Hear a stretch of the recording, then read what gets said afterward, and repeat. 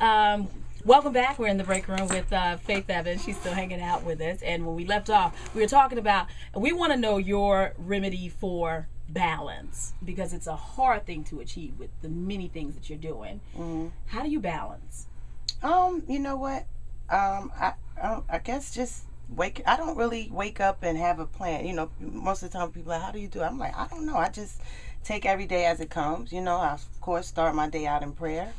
And, you know, sometimes I have to pray throughout the day. Most of the time, you know, even to myself driving in my car. Do that backwards count, like but, you 10, know, 9, I mean, first of all, I don't take myself too seriously, and I try to be understanding and compassionate to whatever it might be, even though it may be something taxing or frustrating. But if it's, you know, from someone else, you never know what people are going through. And if you are the one that's able to bring that calm to them or whatever, be the sanity to them, you know, I try and be that if I can, you know. But I guess it is hard. But I guess what I'm saying is that you just seem like the one that everybody comes to, probably the matriarch in your family and things like that. But the matriarchs, what people tend to forget is that you need a safe haven too.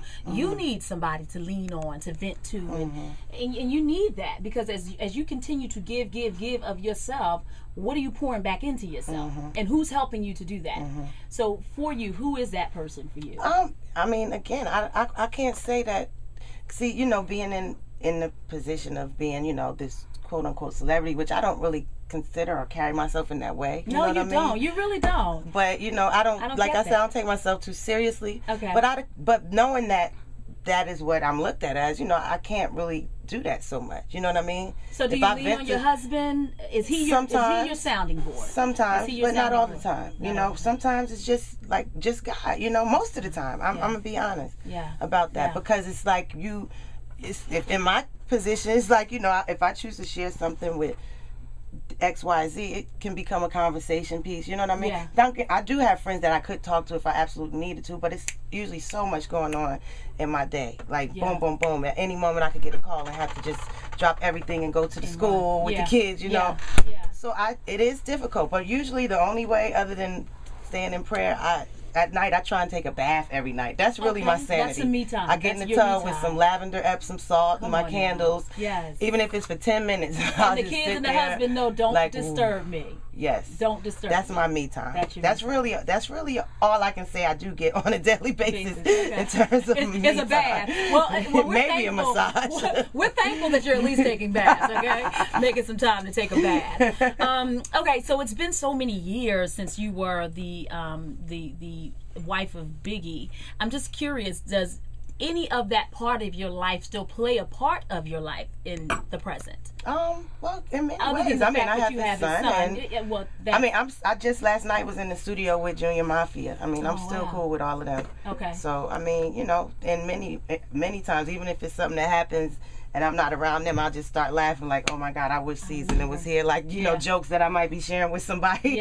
that wasn't around at that time. Like, oh my goodness, you just have to, you wouldn't understand, you know. Had to be there. So it had to be there kind of moment. And it's usually a comic relief thing, because he was such a jokester, you know. So we always like share laughs about stuff that was jokes made up, you know, 15, 16 years ago. Is there anything fun or special that you can share with us that hasn't already been shared over the last umpteen years about him that we don't know?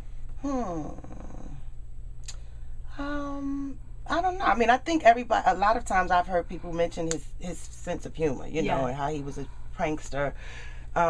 Actually, I think the fact that he could sing, you know, some people might notice on Player Hater on his album, that was him. But I used to clown him. Player Hater?